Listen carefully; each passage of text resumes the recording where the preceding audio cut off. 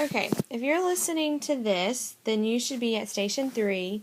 What can we use DNA technology for? So you're on the Genetic Engineering and Biotechnology Basics notes, but if you look on the left side of the page, underneath where it says 6 and 7, in bold it says, what can we use DNA technology for? And that's where we're starting our notes for this PowerPoint. So there's three things that we can use DNA technology for, three main categories. We can use it in medicine, we can use it in agriculture, and we can use it in industry. And we're going to talk about those, how we can use DNA technology in those three different things. So hopefully you've done Station 2 already. If you haven't done Station 2 yet and you haven't learned about the basics of genetic engineering, that's fine. You'll just learn what we can use DNA technology for. So let's briefly talk about what DNA technology is. It's exactly what it sounds like. It's scientists taking our DNA and doing stuff with it to make it work better for us. Alright, so in medicine. So lots of pharmaceutical companies do research with DNA to see how they can manipulate our DNA, how they can change things, to be able to treat human diseases better. We can use techniques of cutting up DNA or recombining DNA and use that to make a DNA fingerprint, which is this thing. Oops. There we go. This thing right here. This is what they use like in crime scenes and paternity tests to try to find out who's the daddy or who's the criminal.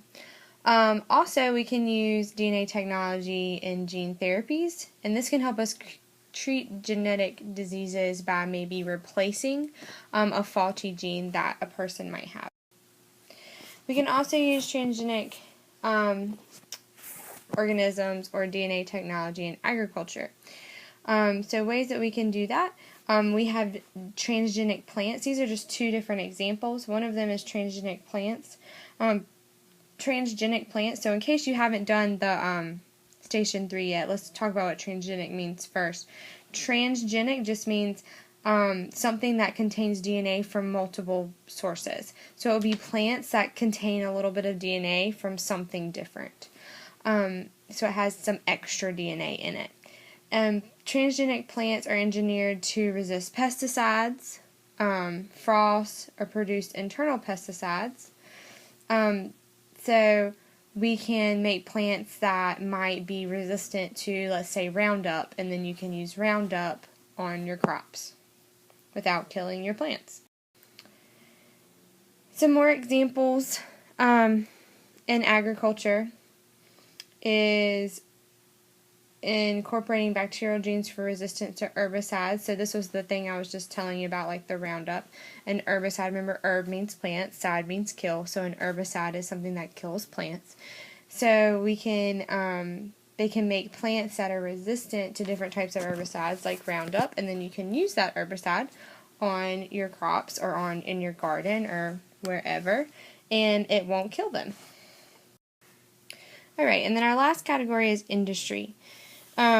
So some examples of ways that we can use DNA technology or biotechnology in industry. So here again we have that word transgenic. So we can make transgenic bacteria to do lots of different things. So for example, we can make transgenic bacteria that break down pollutants.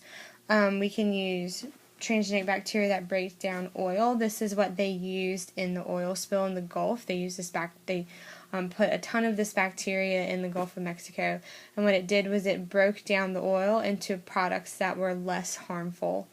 We also use bacteria to extract minerals from ores. So ores are big pieces of rock that we get out of the ground, and we can actually take out those important minerals out of the ores by using bacteria.